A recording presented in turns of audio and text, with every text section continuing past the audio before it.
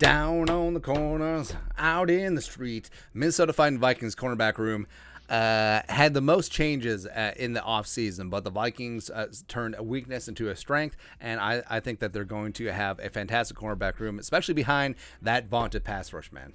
So the re-signed Patrick Peterson, and no, he's not 2011 Patrick Peterson anymore, but he is going to be a future Hall of Famer. He's forgotten more about cornerbacking than some corners in this league will ever know. So him as a mentor, we saw the benefits of it last season, and another year of tutelage to these young cornerbacks I think will be super beneficial. Plus, Peterson played well last year.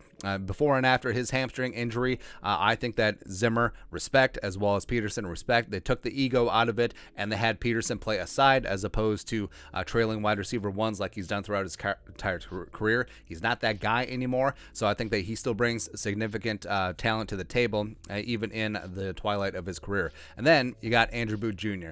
coming in as a second-round pick, number 42 overall. The Vikings traded up to go get him. Now, he's not participating in OTAs or mandatory minicamp because he's recovering from core muscle surgery, but should be a full go training camp. Got great size, got great length, got great tenacity. I think that he is going to be an asset. I think that he'll be a starter on this team sooner than later. I'm not sure if he'll snatch away the other starting job from Cameron Tiny Dancer, who we'll get to in a second, but I think that he certainly will be the future of the Vikings along the outside. And it could be a trio of Booth, Dancer, and Evans. We'll see. Plus, don't sleep on Booth working from the slot. I think that he does have the agility and mobility and feet to be able to do that. All right, we'll go with slot first. So, guys that are working from the slot. Don Sullivan coming over from the Packers, greasy grime and Green Bay Packers. Nice to steal him from a division rival. I think that he is solid. I think the Vikings, frankly, had some of the worst slot cornerback play in the league last year. I mean, Mac Alexander... No, not so much.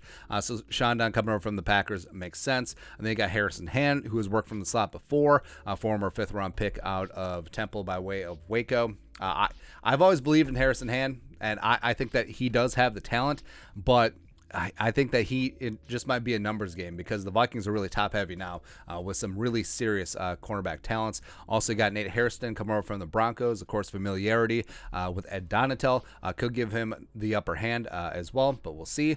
Cameron Tiny Dancer.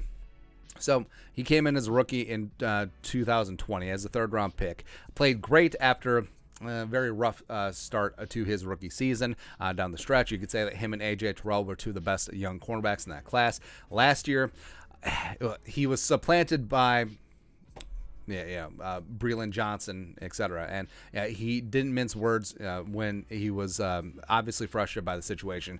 Got on the field, had some highs, had some lows. I think overall played pretty decent last year, but given a tough situation, given that the Vikings defense was Swiss cheese. But now Cameron Dancer changing his number to 3. I think he's another year older, another year wiser and mature. And right now you can pencil him in with Patrick Peterson as your starting outside cornerbacks because Booth Jr. is still up on blocks. But I think that potentially the needle year 3, this is the time to rise. This is the time to step up and be that dude. Then you got Caleb Evans, former Mizzou cornerback, 4th-round pick, formerly played at Tulsa. I think that Evans...